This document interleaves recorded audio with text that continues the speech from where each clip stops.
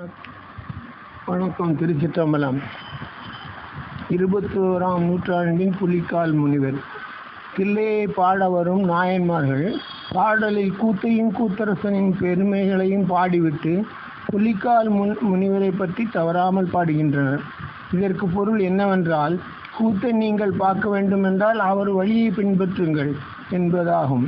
அதாவது, புலிக்கால் முனிவர் செய்த மலர் வழிபாட்டை நீங்கள் செய்யுங்கள், நீங்களும் கூத்தை தரிசிக்கலாம். எதற்காக கூத்தை தரிசிக்க வேண்டும்? வீடு பேறு பெற்றதை விட உயர்ந்தது திருக்கூத்து தரிசனம். கூத்தை பார்த்து விட்டால் பிறவி கிடையாது. ஆனால் வீடு பேறு அடைந்தவர்களெல்லாம் கூத்தை பார்த்தார்கள் என்றும் சொல்ல முடியாது. கூத்து தரிசனம் வேண்டும் என்ற உணர்வே வரவில்லை.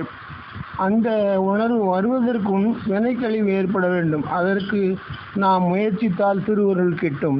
பல்லாயிரக்கணக்கான ஆண்டுகளுக்கு முன்பே இறைவனை பூசனை செய்து வணங்க வேண்டும் என்று அவா எழுந்ததால் வியாக்கிரபாதர் புலிக்கால் முனிவராகிறார்.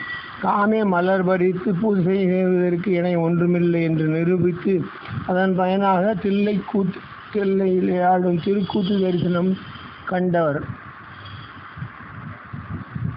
நம்மாலும் வியாக்கிரபாதராக முடியும். எனவேதான் 6ஆம் திருமுறையில் முதல் பதிகத்தில் பதிகம் முழுவதும் ஆடவல்லான் என்று சொல்லாமல் பெரும்பற்ற புலியூரான் என்று பாடுகிறார். பெருமை என்றால் வீடு பேறு ஆகிய வீடு பெற்ற அழுவதற்கு அருளுபவன் என்று பெயர். அத்தகைய பற்றுக்கு உரியவர் பெரும்பற்ற புலியூர்.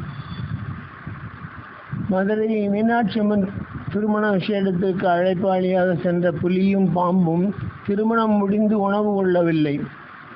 தாண்டவ தரிசனம் இல்லையில் உணவில்லை என்று அங்கேயும் எம்பெருமானுடைய தாண்டவத்தை காண பெற்ற பின் உணவு உண்டனராம்.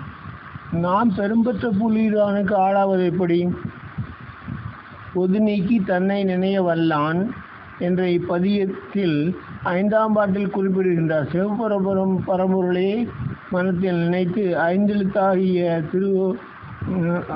நமசிவாய என்ற திருவெழுத்தை ஓதி திருநீறு உத்திராட்சத்தோடு எப்போதும் இவ்வுலக பற்றுக்களிலிருந்து சிறிதாக விலகி ஓய்வூதியம் பெருங்காலம் வரம்போவதமாவது சிவபூஜை வாழ பழகி கொண்டால் இப்பிறவில் இல்லாவிட்டாலும் விரைவில் புலிக்கால் முனிவராகலாம். அதற்கு ஒரு அட்டவணை கொடுக்கின்றார் ஆசிரியர். அதிகாலை 4 மணிக்கு உறக்கத்திலிருந்து விழித்து 4 மணி to 4:30 மணி வரை காலை கடன் குடியல் முடித்துவிட்டு 4:30 to 6 வரை நம்முடைய நந்தவனத்தில் மலர் சேகரித்து 6 முதல் 6:30 வரை சிவபூசை எரியோம்பல் என்றால் யாகத்துடன் அவை சிவபெருமானுக்கு கொடுக்க வேண்டியால் 8:30 to 9 வரை காலை உணவு உண்ணலாம். 9 to 12 மணி வரை திருமுறை பாராயணம், பரப்பும் பணி, சொற்பொழிவு, வகுப்பு, ஆபீஸ் செல்லல், சிவ வழிபாடு இவளை முடித்து கொண்டு 12 மணிக்கு சரியாக சந்தி வழிபாடு நடத்த வேண்டும். 12:30 to 1 மணி வரை மதிய உணவு எடுத்துக்கொள்ளலாம். 1 முதல் 4 மணி வரை ஓய்வு, உறக்கம், பிற பணிகள், ஆஃபீஸியல் வேலைகள் எல்லாவற்றையும் முடித்து கொண்டு 4 முதல் 5 மணி வரை மாலையில் திருமுறை பாராயணம் செய்ய வேண்டும். 5 முதல் 5:30 வரை நந்தவனத்தை பராமரித்து வர வேண்டும். 6:30 to 7 மணி வரை மாலை சந்தி வழிபாடையும் முடிக்க வேண்டும். 7 முதல் 8 மணி வரை திருமுறை பாராயணம் செய்தல் வேண்டும். 8 முதல் 8:30 வரை இரவு உணவு கொள்ளலாம். 8:30 to 9:30 வரை திருமுறை பாராயணம் செய்யலாம். 9:30க்கு உறக்கத்தில் செல்ல வேண்டும். உறக்கத்தில் செல்லும் பொழுது பெருமானை வேண்டி மஞ்சனை மணியுமானா என்ற பாடல் உள்ளது. அதை சொல்லி என்னுடனே நீ இருக்க வேண்டும் என்று சொல்லிவிட்டு தூங்கிட வேண்டும் என்று சொல்கிறார். இது ஒரு அருமையான வழி. காட்டுபவர் புலிக்கால் முனிவர். இந்த பகுதியை தந்தவர் கற்பகம் பல்கலைக்கழக வேந்தனார். அவருடைய